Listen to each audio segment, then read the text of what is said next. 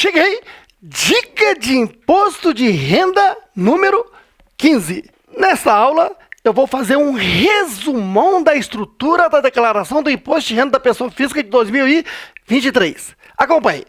Aqui, da data de 1/1 de 2022 até 31 de dezembro de 2022, é o ano calendário 2022, o ano anterior, o ano em que ocorreram os fatos, comprou, vendeu, pagou, recebeu, o ano em que a legislação tributária foi aplicada, certinho? Ao finalizar o ano, devo preparar a declaração do imposto de renda da pessoa física e transmiti-la à Receita Federal do Brasil até o último dia útil de abril, que este ano vai dar 28 de abril, uma sexta-feira, uma vez que dia 30 é domingo. Tá ok? Muito bem. E lembre-se que a declaração tem 3 partes: origens, aplicações e cálculo, no modelo completo e no modelo simplificado. Pois bem, fique atento que por volta ali do dia 20 a dia 25 de fevereiro, a Receita Federal do Brasil costuma publicar uma instrução normativa da declaração do programa gerador da declaração do imposto de renda. E sempre tem algumas novidades tecnológicas. E vão disponibilizar o programa gerador da declaração do imposto de renda da pessoa física. Aí você vai baixar esse programa no seu computador. Então, se você já declarou anteriormente, com o seu recibo do ano anterior, você já vai acessar a declaração, certinho? E aí, o sistema já vai logo dizer qual declaração você vai querer fazer. Uma das 3, declaração de ajuste anual, declaração de saída definitiva do país, para você que saiu do país, né, por mais de 12 meses, e declaração de espólio, no caso de pessoa que faleceu e que deixou algum bem, aí tem a declaração inicial, intermediária e final. Bom, a declaração normal é essa, a declaração de ajuste anual, porque, veja, os fatos ocorreram em 2022. Aqui em 2023, você está só fazendo um ajuste, prestando conta junto à Receita Federal. Daí, a declaração do imposto de renda da pessoa física pode ser chamada de declaração de ajuste anual, certinho? Agora, vamos lá. Ao longo do ano, o imposto de renda foi calculado de acordo com o regime de caixa em bases mensais. Ou seja, os rendimentos eu só reconheço as recebidas em 2022. E as despesas e demais pagamentos eu só considero as pagas também em 2022. Isso é regime de caixa. E tem que ser em bases mensais. Como assim? Apesar da declaração do imposto de renda ser do ano todo, o governo, o caixa do governo não tem como esperar um ano. Então exige que você pague mensalmente. Então é regime de caixa em bases mensais. Tá ok? Então finalizou o mês de janeiro e se foi rendimento recebido de pessoa jurídica, a retenção, porque a pessoa jurídica é fonte pagadora, deve reter e pagar só o líquido. Se teve rendimento recebido de pessoa física, aí nesse caso a própria pessoa física que recebeu calcula e recolhe usando o aplicativo Carnê-Leão. Então, retenção e Carnê-Leão todo mês, o que houve de retenção, o que pagou pelo Carnê-Leão é só uma antecipação, porque o definitivo é assim, o salário, por exemplo, eu vou informar aqui, rendimentos tributáveis recebidos de pessoa jurídica, aluguel, honorário que eu recebi de pessoa física, e recolhi com base no Carnê-Leão, eu vou importar esse Carnê-Leão aqui para dentro da declaração e ele vai preencher essa parte, rendimento tributável recebido de pessoa física. Tá certo? Veja que coloquei de verde um asterisco, esse valor aqui vai para o cálculo, o modelo completo está aqui, rendimentos tributáveis bruto recebido de pessoa jurídica e recebido de pessoa física. Aí eu vou subtrair as despesas dedutíveis, que eu vou comentar já já, vou encontrar o rendimento tributável líquido, a base de cálculo, fazer o cálculo e encontrar o imposto total do ano, subtraio aquelas antecipações do ano, imposto retido e o Carnê-Leão, e vou encontrar imposto de renda, saldo a restituir e o saldo a pagar, certinho? Então, veja aqui, o que foi retido e o que eu paguei no Carnê-Leão é só uma antecipação, porque o definitivo é na declaração. Agora, além desses rendimentos tributáveis né, que teve antecipação, há também tributação definitiva. Por exemplo, rendimento tributável exclusivamente na fonte. O que você aplicou no banco e o banco descontou de imposto é definitivo. Então, esse rendimento você vai declarar somente como uma origem aqui, né, o valor do rendimento deduzido do imposto, certinho? Nessa ficha aqui. E só serve como origem, não entra no cálculo, não. Definitivo, por exemplo, ganho de capital. Você vendeu bens, digamos, imóveis, e teve imposto a pagar. Pagou no mês seguinte. Claro, ganho de capital é lucro na venda de bens e direitos. No caso do imóvel, se você teve ganho de capital, é lógico, você teve que preencher o aplicativo GCAP. Então, você baixou o aplicativo GCAP lá no site da Receita Federal, alimentou o sistema, calculou e disse, opa, você tem imposto a pagar e te forneceu um DARF para você pagar no mês seguinte, certinho? E agora, no momento de você preencher a declaração, você vai importar aquele GCAP aqui para dentro da sua declaração e ele já preenche esse campo aqui, ó. Rendimento tributável definitivo, certinho? Rendimento isentos e não tributáveis. Aqui tem o seguinte raciocínio. Rendimento não tributável, quer dizer, fato gerador ainda não ocorreu, não está na hipótese de incidência, nem deveria aparecer aqui, mas o legislador colocou, então aparece. O que interessa aqui é o rendimento isento, porque o rendimento isento, o fato gerador já ocorreu, mas o legislador não tem interesse em tributar, então isentou. Certinho? E dívidas e ônus reais. Então essa é a parte das origens, ó, rendimentos e dívidas e ônus reais. A parte das aplicações são declarações de bens e direitos e pagamentos efetuados. Já já eu volto aqui e explico mais. Bom, então esses rendimentos tributáveis, quando você soma o rendimento do ano todo, que aliás já está no informe de rendimento consolidado, e você informa o salário do ano todo aqui, né? Aluguel, honorário recebido de pessoa física, que você importa aqui o carnê-leão para dentro da sua declaração, toda essa parte fica preenchida e automaticamente vai aparecer aqui no cálculo modelo completo, aqui, ó, rendimentos tributáveis bruto recebido de pessoa jurídica e recebido de pessoa física, tá ok? E aí então eu posso deduzir as despesas dedutíveis, despesas que a lei permite, que são pensão alimentícia, a mesma que você deduziu durante o ano. Lembre-se, para você calcular aqui o imposto retido na fonte e o carnê-leão, você pode abater até 4 despesas, que são pensão alimentícia, dependente, INSS oficial e previdência complementar PGBL limitado em 12% do rendimento bruto. Então, aqueles mesmos itens multiplicados por 12 vão aparecer aqui na declaração, ó. Pensão, dependente, INSS, previdência complementar. Certinho? Bom, além daquilo que você pode abater mês a mês, tem outras despesas dedutíveis, como, por exemplo, despesa médica, que é 100% dedutível.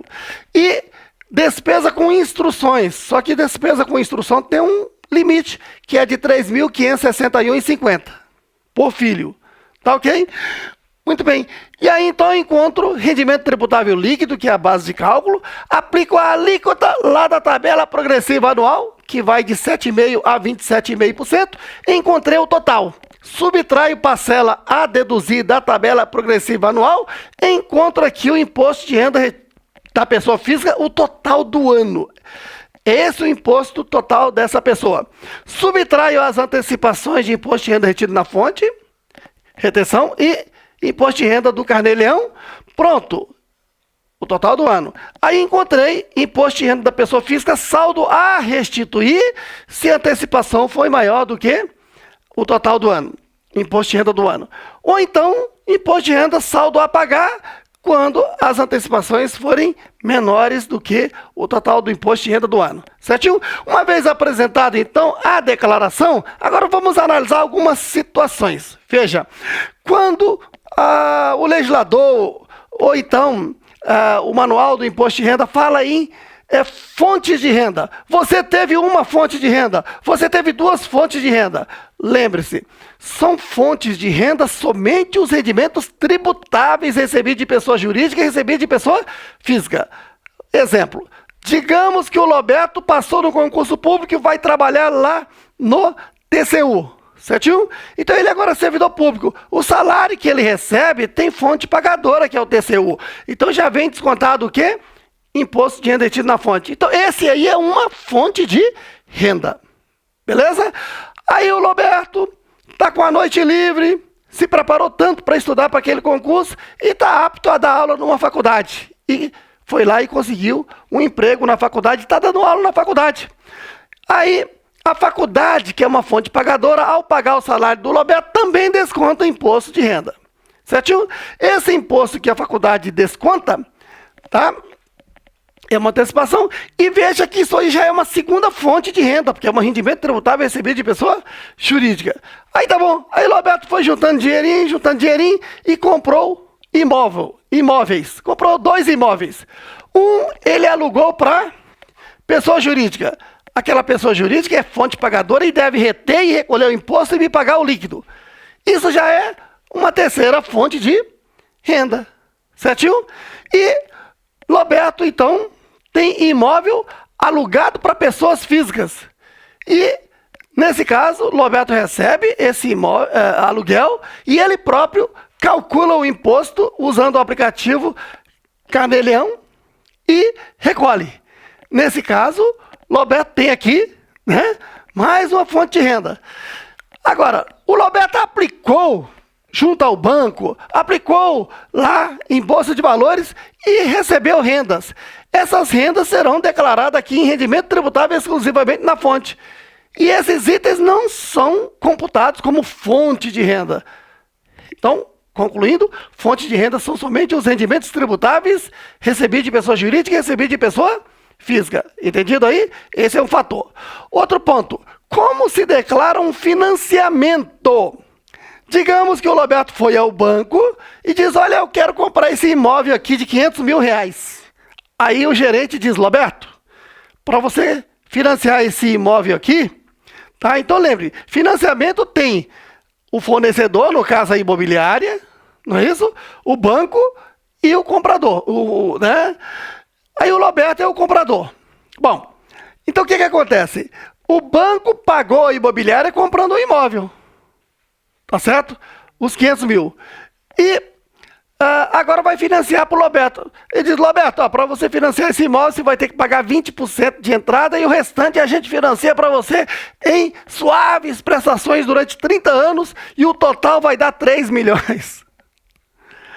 Cuidado, muita gente erroneamente declara aqui na declaração de bens o imóvel de 3 milhões e a dívida aqui em dívidas e ônus reais. Financiamento você não informa nada aqui em dívidas e ônus reais. O raciocínio é o seguinte, até a Receita Federal assim orientava no passado, mas de tanta gente reclamar, desde 98 isso já foi alterado, tá? Então o que acontece? Eu devo declarar aqui, naquele raciocínio, não há aplicação sem origem correspondente. Repito, não há aplicação sem origem correspondente. Então, qual é a aplicação que eu fiz? Eu paguei os 20%, que dá 100 mil reais. Esse é um valor da aplicação em imóvel, não é isso? E paguei também 20 mil reais de prestações. E paguei mais 10 mil reais de benfeitoria. Tudo isso eu vou informar, olha, naquele imóvel eu gastei quanto? 100 mais 20 mais 10, 130 mil. Então 130 mil aqui vai aparecer na declaração de bens. E qual a origem disso? Ora, se eu gastei 120 mil, 130 mil, certamente foi com rendimento do meu salário, ou então outras rendas, né? Por isso é que é importante declarar aqui nas origens não somente os rendimentos tributáveis que vão para o cálculo da declaração, mas também os rendimentos tributáveis exclusivamente na fonte, rendimentos isentos e não tributáveis, tá ok? É com esse valor que eu consegui, então, comprar, certo? Então, todo ano, no caso do financiamento, eu vou incluindo naquele bem lá o que eu paguei no ano. Quer dizer, no ano seguinte, as prestações pagas, se eu fiz mais benfeitorias, eu vou incluir, né, somar esse valor no saldo anterior e dizer o saldo atual, e eu vou ter sempre que provar a origem com base em alguns desses itens aqui.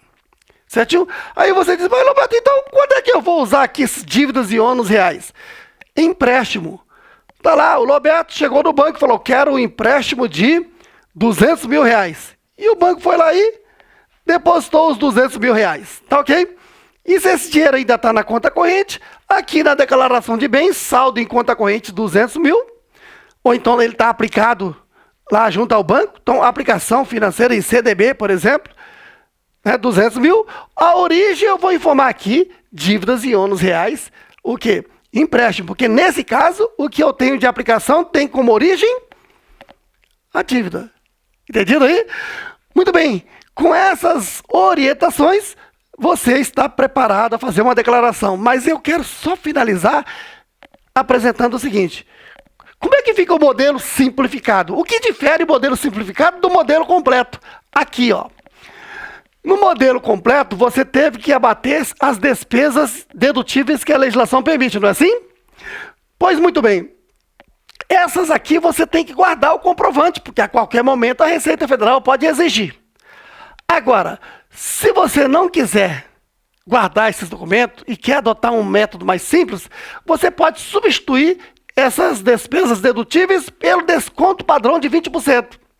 Então eu pego rendimento tributável, aplico 20% dele e abato aqui e nem tem que comprovar perante a Receita, porque você está abatendo o valor permitido. Só que aí você encontra o rendimento tributável líquido, que é base de cálculo, e continua o cálculo. Só que esse desconto padrão está limitado em 16.754,34. Opa! Então imagine, digamos que um rendimento tributável lá em cima deu 100 mil. 20% você abate aqui como desconto padrão, certo? Para encontrar a base de cálculo. Só que o 20% dá 20 mil. 20 mil ultrapassa o limite. E aí, nesse caso, eu só vou poder abater os 16.754. Conclusão. O modelo simplificado só vai ser interessante quando a despesa dedutível aqui, que eu tenho que ter comprovante, é menor do que os 20% limitado em 16.754. Entendido aí? Muito bem. Com essas informações, então, você já tem condições de baixar o programa da Receita Federal e procurar fazer a declaração. Então, essas informações foram úteis para você? Então dê logo uma porrada aí no like, inscreva-se aqui no canal e acione o sininho para você receber as notificações dos próximos vídeos, porque é melhor você receber as notificações dos vídeos de qualidade do Lobeto do que receber as notificações da Receita Federal. Olha, eu te convido a você assistir minhas aulas grátis. Sabia que eu tenho cursos grátis? Basta você acessar o natacursos.com, cadastre-se lá e assista à vontade. Beleza? Tamo juntos!